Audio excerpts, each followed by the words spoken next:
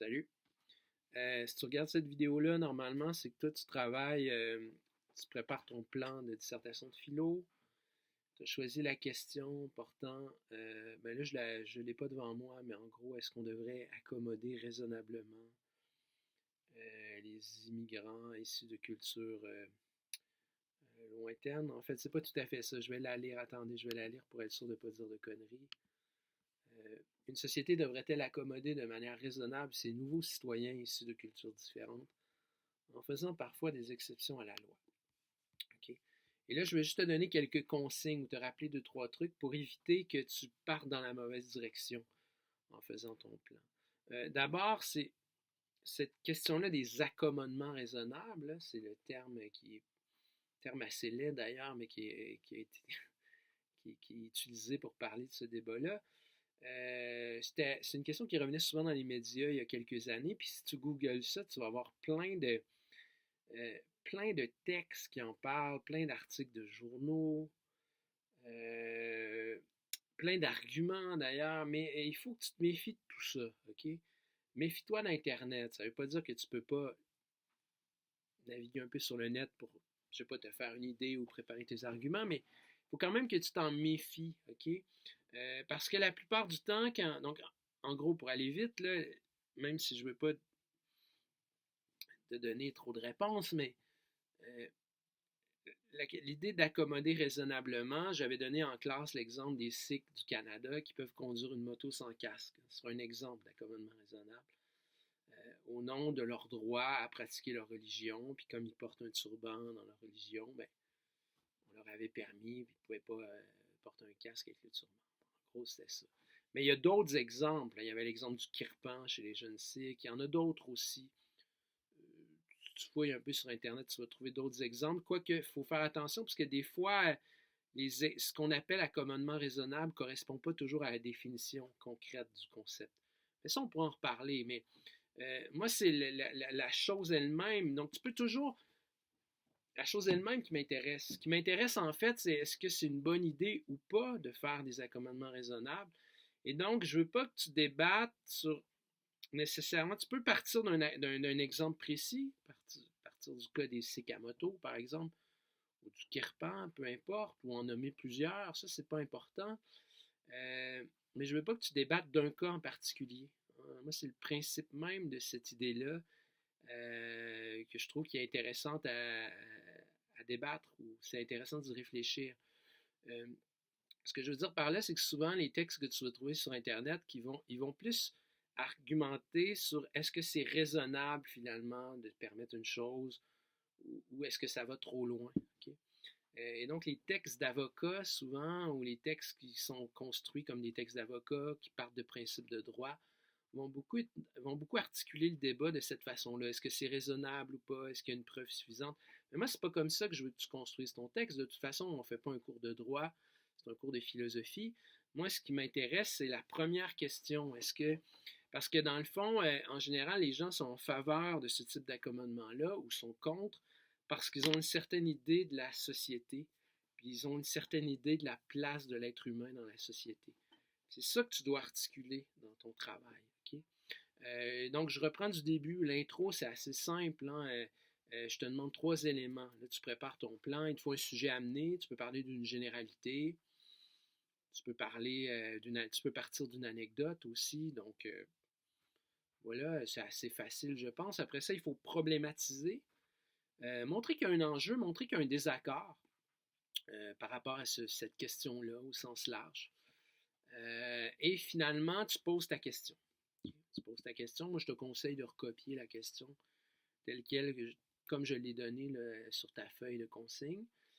Après ça, le deuxième paragraphe, c'est le moment où tu vas préciser des choses préciser des définitions pour que ta question soit vraiment claire. Euh, Évidemment, je pense que le concept que tu devrais commencer par définir, c'est assez simple. C'est celui d'accommodement raisonnable. Il faudrait donner une définition claire puisque tu réfléchis à ça. Euh, il y en a des définitions sur Internet. Tu vas peut-être trouver d'ailleurs qu'elles sont des fois un peu, il y en a plusieurs. On pourra en reparler. Hein. Là, tu prépares ton plan, mais on va se rencontrer. Euh, Moi, évidemment, dans ma question, je parle d'un accommodement raisonnable lié à des enjeux culturels, des enjeux religieux. Je ne fais pas référence à un accommodement raisonnable parce qu'au départ, le concept a été créé pour par rapport aux questions de handicap. Des fois, on se dit on va faire une exception à la loi pour permettre à un handicapé de jouir de ses droits. Okay? Évidemment, ça n'a pas vraiment, c'est pas le même débat, ça n'a pas vraiment le même sens non plus. Et donc, on pourra en reparler, mais je pense que ta définition du concept, qui est assez facile à donner, en fait, même, c'est pas une définition que tu inventes, mais qui cerne bien la problématique, euh, elle doit évidemment se concentrer sur les enjeux culturels. Okay? On pourra en reparler de ça. Euh, Tu peux toujours faire un petit sujet divisé après ça dans le deuxième paragraphe si tu veux. Je ne le demande pas nécessairement, mais ce serait pas inintéressant de dire comment tu vas examiner la question. Bon, bref, ça, on pourra en reparler aussi. C'est pas grave si tu le fais pas, mais je trouve que ça, je sais pas, ce serait pas mauvais d'annoncer la couleur. Finalement, ce que tu dois faire fondamentalement au départ, c'est euh, présenter le point de vue libéral sur la question, puis après ça, présenter le point de vue que j'ai appelé romantico-conservateur. Je ne sais plus trop comment je l'ai appelé en fait, tellement. Puis ça, c'est aussi une autre remarque que je voulais te faire. Il faut se méfier. C'est pour ça qu'Internet est intéressant, mais dangereux pour cette question-là, parce que méfie-toi des mots. Hein. Le mot libéral a plusieurs sens, vraiment. Il y a un sens très concret, c'est celui que je vous ai expliqué, le sens politique, mais en même temps, ça a beaucoup de sens, le mot libéral, puis d'un pays à l'autre, ça ne renvoie pas à la même réalité. Donc, c'est pour ça qu'il faut que tu sois prudent. Hein, si tu vas, le Parti libéral, par exemple, il l'est parfois, mais il n'est pas toujours libéral d'un point de vue philosophique. Puis, même chose pour le mot conservateur, c'est un mot extrêmement polysémique. Euh, Certains gens qui sont critiques de l'accommodement raisonnable vont se dire conservateurs, mais ils défendent une certaine forme de conservatisme, puis il y en a plusieurs formes. Bon, je ne veux pas te mélanger avec tout ça, mais ce que je veux dire, c'est que moi, je veux que tu colles au cours. Okay? Et donc, ton défi, donc on est à ton troisième paragraphe, mettons, ça va être de présenter et m'expliquer c'est quoi une société d'un point de vue libéral, c'est quoi les concepts importants à comprendre, c'est quoi la vision, quelle vision on a de la société, c'est quoi la place du citoyen dans cette vision-là, et que penserait un libéral politique, hein, quelqu'un qui s'identifie à cette vision de la société-là, de la question des accommodements raisonnables. Est-ce qu'il serait en faveur? Pour quelle raison? Est-ce qu'il serait plutôt opposé? Pour quelle raison? Est-ce qu'il serait divisé? Peut-être que le libéralisme est ambigu sur cette question-là. On pourra en reparler. Donc, c'est ça que tu dois faire quand tu présentes les points de vue. Donc, troisième et quatrième paragraphe, c'est me résumer la vision de la société libérale. Tu me montres que tu comprends bien la vision de la société, la vision de l'être humain. Puis après ça, qu'est-ce qu'il penserait de cette question? Okay? Puis ensuite, le paragraphe suivant, tu le fais, mais pour l'autre type de société. Donc là, tu peux parler de société au sens romantique du terme, au sens conservateur ou peut-être romantico-conservateur. Bon, je vais accepter les trois. Okay? Parce qu'encore une fois, le problème, c'est qu'il n'y a pas de mot qui fait consensus par rapport à ça. Mais c'est pas très important en fait. C'est toujours la même vision de la société, la même vision de l'individu.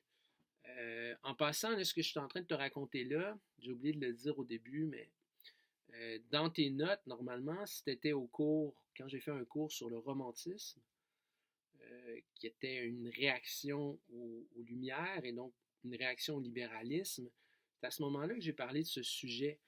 Puis j'avais fait un peu ce boulot-là dans le cours. Je vous avais montré comment nos positions sur cette question-là dépendaient souvent de la vision qu'on se faisait de la société et de la place de l'individu dans la société. Et donc, ces notes-là de cours que tu devrais avoir normalement quelque part devraient t'aider à bien articuler ces deux choses-là. Okay? De toute façon, là, c'est le travail préparatoire à la rencontre. On va en reparler. Hein. On va se rencontrer à mon bureau très probablement.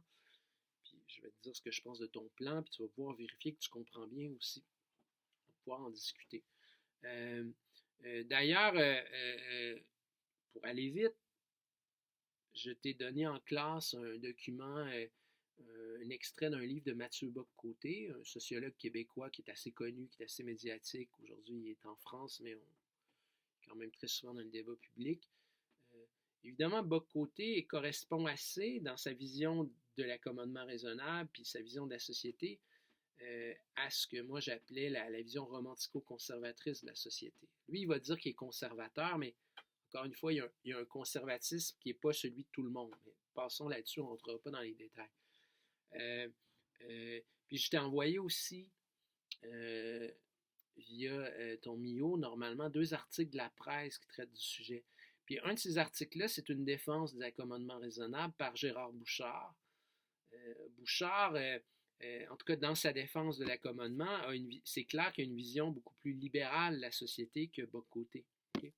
Et donc, tu vois, si tu veux bien comprendre l'opposition que tu mets en place, je pense Bock-Côté versus Gérard Bouchard, tu t'opposeras les 2 textes, tu vas mieux le comprendre. Okay, ça devrait t'aider, puis bon, ça te donne des idées de citation. Tu as un autre texte aussi tiré de la presse qui est intéressant. Tu peux même lire le texte si tu es en feu. Là. Il y a quand même des belles citations à potentiel dedans. Le texte qui traite du romantisme versus les Lumières. Parce qu'au fond, c'est ça le débat qui est important. C'est ça le débat philosophique qui est le tien dans ce travail-là. C'est important de le comprendre. C'est l'accommodement raisonnable. C'est une question intéressante, mais en soi, la vraie question, je trouve, ce que j'appelle le méta-débat, c'est finalement, c'est quoi une société? C'est quoi un être humain? C'est quoi sa place dans la société? Okay? Est-ce que l'être humain précède la société? Est-ce que la société précède l'être humain? Bref, c'est ça que je veux que tu articules. C'est super intéressant. Puis donc, tu dois me présenter les 2 visions de la société, puis toujours me dire ce qu'un partisan, par exemple, ce qu'un conservateur au sens de Bock-Côté, qu'est-ce qu'il penserait de l'accommodement raisonnable? Est-ce qu'il l'accepterait? Est-ce qu'il serait opposé? Pour quelles raisons? Etc. Donc, ça, c'est le paragraphe 3 et 4. Okay? Faut pas t'effrayer. Là, j'ai parlé de beaucoup de choses, mais ça se fait très bien. Hein. C'est assez simple, en fait, ce que tu as à faire. Puis si tu as tes notes de cours, puis qu'on se rencontre là, dans le courant de la semaine, je suis sûr que ça va bien se passer. Évidemment, ensuite, c'est le paragraphe 5 où là, tu dois articuler ta position. Puis, ce qui est un tout petit peu, je dirais compliqué, mais c'est pas vraiment le bon terme, mais c'est que ce qui est complexe dans cette question-là, je l'avais expliqué en classe, c'est qu'au fond, notre société, par exemple, le Québec, est toujours un peu les deux. Hein? C'est-à-dire que le Québec est une société libérale, au sens où les individus ont des droits. On n'est pas à une époque où les humains étaient à la merci du pouvoir et il n'y avait aucun droit qui les protégeait, heureusement. Puis ça, en général, personne ne remet ça en question, même Bock-Côté, puis les gens qui sont critiques des accommodements raisonnables et ne sont pas nécessairement contre le libéralisme en soi, c'est juste qu'ils trouvent que parfois notre société est trop libérale, tu comprends? Et donc notre société est libérale, puis elle est aussi un peu romantico-conservatrice, en ce sens qu'on considère qu'elle a une identité en général, que la société, c'est pas juste une association, c'est quelque chose qui existe en soi, qui a par exemple une culture commune au Québec, une culture nationale, une langue commune, et donc notre société a une certaine identité, puis elle a une identité parce qu'elle a une histoire particulière. Okay? Et donc, pour comprendre ça, par exemple, ce serait, je disais, on est une société libérale, les individus ont des droits, tu n'es pas obligé de penser comme la majorité, etc. C'est vrai, mais en même temps, il y a une loi très célèbre au Québec qui s'appelle la loi 101, qui défend la langue commune, le français. Puis cette loi-là force les nouveaux arrivants, les immigrants, à aller à l'école française parce qu'on trouve que c'est normal pour protéger le français en Amérique, pour protéger notre culture, notre identité. Il ne faut pas laisser les gens libres de choisir leur langue parce qu'inévitablement, en Amérique du Nord, la plupart vont vouloir apprendre l'anglais. On comprend aujourd'hui, c'est plus pratique. Et donc, vous voyez, la loi 101, ce n'est pas une loi très libérale, en fait. C'est une loi qui défend une identité nationale, collective, au détriment des droits individuels. Et donc, vous voyez, le Québec, c'est ça qui est un petit peu complexe dans cette question-là, mais qui est passionnant. Le Québec, c'est une société qui est à la fois un peu libérale, puis quand même pas totalement, parce qu'on considère qu'il y a une identité qui est enracinée dans l'histoire, etc., puis que des fois, les droits collectifs, c'est-à-dire les droits identitaires de la collectivité, l'emportent sur les droits des individus. Et donc, moi, ce que je m'attends, je reviens à ton paragraphe 5, après ça, selon des tours, quand tu vas argumenter, mais on en reparlera de toute façon, c'est pas grave si tu n'as pas tout complété avant notre rencontre, mais euh, idéalement, par rapport à l'accommodement raisonnable, tu devrais me dire, mais pour cette question-là, moi je crois qu'on devrait plutôt, je suis plutôt d'accord avec les libéraux, en tout cas compris de cette façon-là. Pourquoi? Mais parce que là, tu devrais attaquer l'autre camp, parce que je pense que si notre société va trop de l'autre côté, est trop romantico-conservatrice, ça risque d'amener des problèmes, ça risque de créer, il y a quelque chose de dangereux dans cette façon de concevoir la société, ça peut amener à des excès, etc. Et donc, ou au contraire, si tu dis que tu es plutôt, tu te sens plus proche de bas côté, des romantico-conservateurs, puis tu es contre l'accommodement raisonnable, tu penses que c'est une mauvaise idée par rapport au principe même de la chose, mais pour quelle raison? Et qu'est-ce qui est dangereux là-dedans? Qu'est-ce qui est dangereux dans le fait que notre société soit trop libérale? Qu'est-ce que ça risque d'amener comme problème ou je ne sais pas, comme dérapage sur le long terme? Bon, ça, c'est la part argumentaire, mais moi, ce que j'aimerais que tu fasses, évidemment, c'est si tu dis que tu es plus d'un côté que de l'autre, j'aimerais ça que tu attaques l'autre côté, évidemment. Tu t'en prennes au fondement même de la société. Qu'est-ce qui est problématique dans le libéralisme, qui ne veut évidemment pas dire, là, on pourrait s'en parler parce que peut-être, je ne sais pas si tu vas bien saisir ça, mais ça ne veut pas dire nécessairement parce que tu es critique de l'accommodement raisonnable que tu es contre le libéralisme en soi. Okay? Tu peux vouloir que la société soit un peu libérale, mais pas trop. Okay? C'est ça, en fait, le débat. C'est où on met le curseur. Est-ce qu'on a une société très, très libérale, qui met vraiment l'accent sur les droits des individus? On a une société peut-être plus romantico-conservatrice, qui défend davantage l'identité, la culture commune de la société. Hein, c'est toujours une question de degré. Moi, je ne m'attends pas, ça serait étonnant, ça peut parfois se défendre, mais que tu sois 100% libéral ou 100% de l'autre côté. Ça peut se défendre, là, mais c'est plus rare, on va le dire comme ça. Bref, quand tu vas argumenter, ça devrait être. Voilà, tu devrais aller. Tu devrais défendre dans cette logique-là ta position. Okay? De toute façon, pour l'argumentation, là, si tu as du mal à. Tu ne sais pas trop où tu t'en vas ou tu n'as pas beaucoup d'idées, on va en reparler. Là. C'est aussi pour ça qu'il y a une rencontre. Dis-toi que ton plan, tu le fais en 2 temps. Il y a avant la rencontre, après la rencontre. Mais là, je t'ai donné des consignes pour que tu comprennes bien le texte que tu dois articuler. Je ne veux pas que tu me fasses un texte d'avocat, que tu me parles de la longueur du kirpan, genre tu commences à te dire que c'est pas raisonnable faire telle chose. C'est pas ça qui m'intéresse, moi. C'est le principe même de faire une exception à la loi pour permettre à des individus qui viennent d'ailleurs de jouir de leurs droits. Est-ce que c'est une bonne idée ou une mauvaise idée? Puis la réponse que tu devrais apporter à cette question-là dépend, c'est ça que je veux bien que tu articules, la manière dont on voit la société, dont on la pense, puis dont on pense la place de l'individu à l'intérieur de cette société-là. Finalement, le 6e paragraphe, c'est ta conclusion. Bon, pour le plan, tu n'as pas à faire grand-chose. On pourra en reparler de toute façon. Voilà, je te rappelle que ton plan, c'est à peu près 200 mots. Donc, essaie de. C'est des phrases, hein, c'est des phrases, des mots-clés, des définitions. Tu peux peut-être noter aussi les questions que tu as, parce que notre rencontre, on va se rencontrer à mon bureau, puis pour cette question-là, ça ne me dérange pas de prendre un peu plus de temps avec toi. Je sais qu'elle est pas plus difficile, mais des fois, elle est plus dangereuse de se perdre. Okay? Donc, il faut parfois bien en discuter. Et donc, voilà, commence par faire je dirais la moitié ou les 2 tiers du boulot. On va se rencontrer, puis tu pourras terminer ton plan après. J'espère que j'ai été clair. On va se croiser les doigts. Puis écoute, fais le boulot, fais ce que tu peux. Puis fais les lectures que je t'ai envoyées. Essaie de démêler tout ça, retourne dans tes notes. Puis on se reparle de tout ça bientôt à mon bureau. Ciao, bonne chance.